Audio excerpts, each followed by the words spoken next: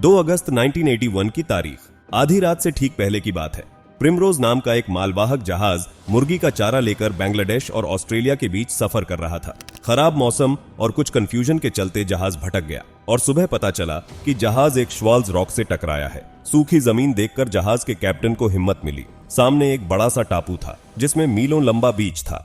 जहाज टापू से नजदीक था, लेकिन समुद्र में काफी हलचल थी, इसलिए लाइफ बोट उतारना मुश्किल हो रहा था।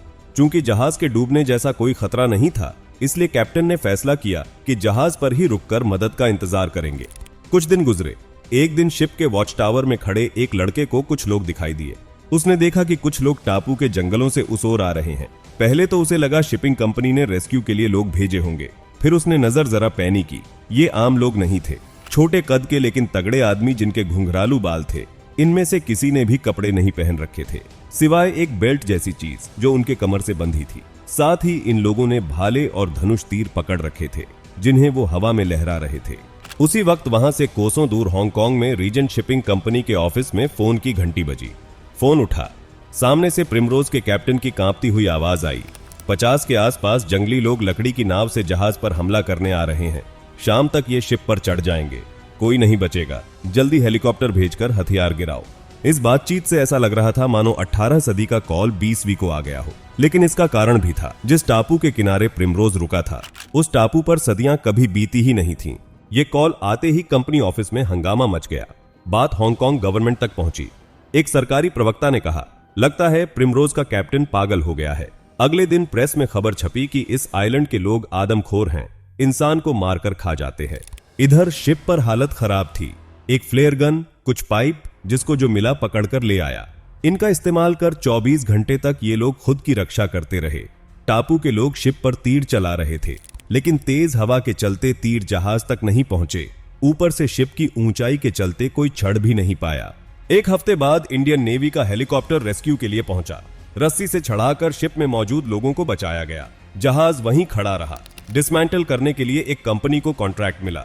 उनके वर्कर पहुंचे तो उन पर भी हमला हुआ। फिर कुछ समय बाद सब शांत हो गया।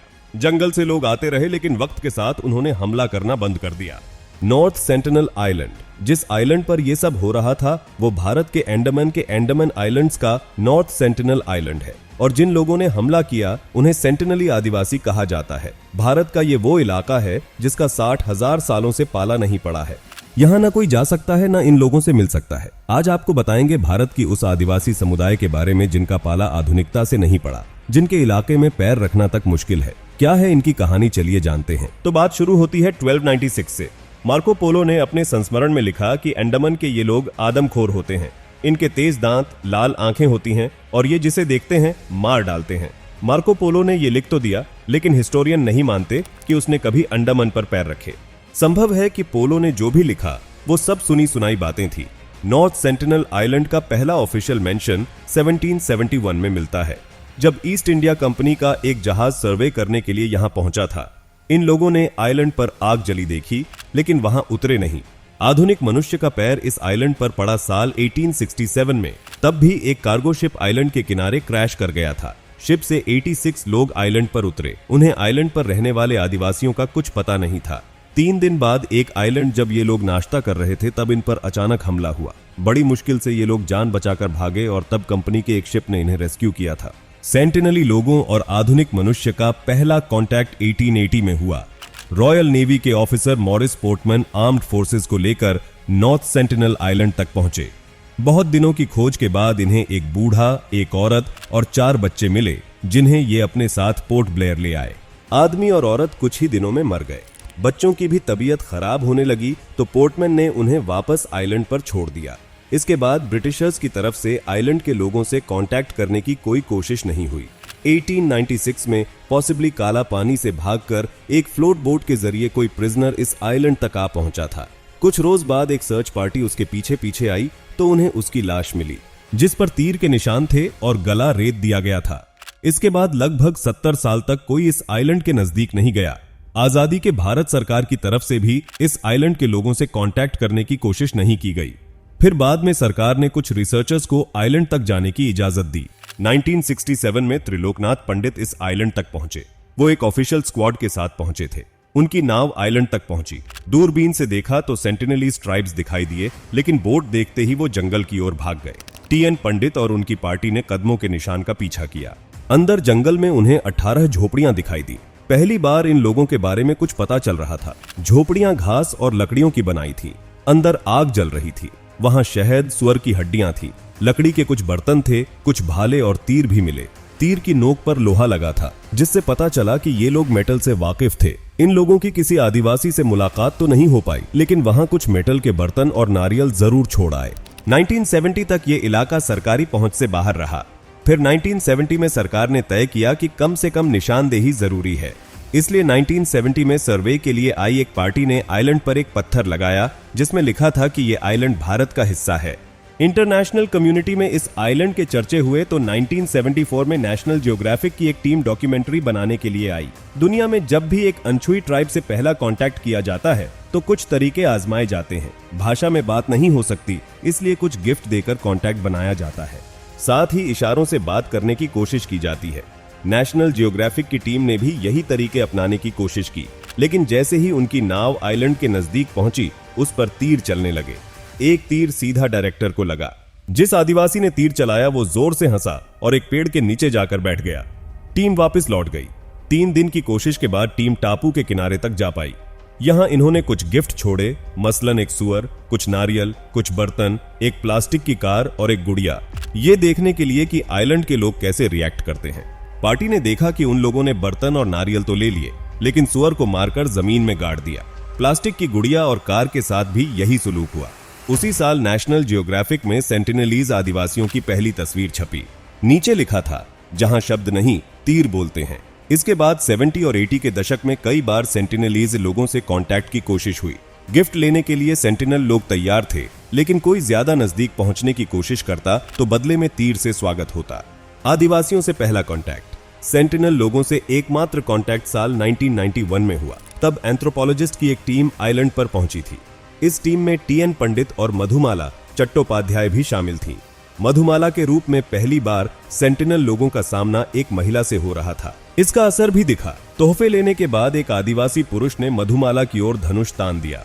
उसी समय एक आदिवासी महिला ने पुरुष को धक्का देकर तीर चलाने से रोक दिया। इस दौरान पहले टीम की तरफ से पानी में बहाकर नारियल दिए गए।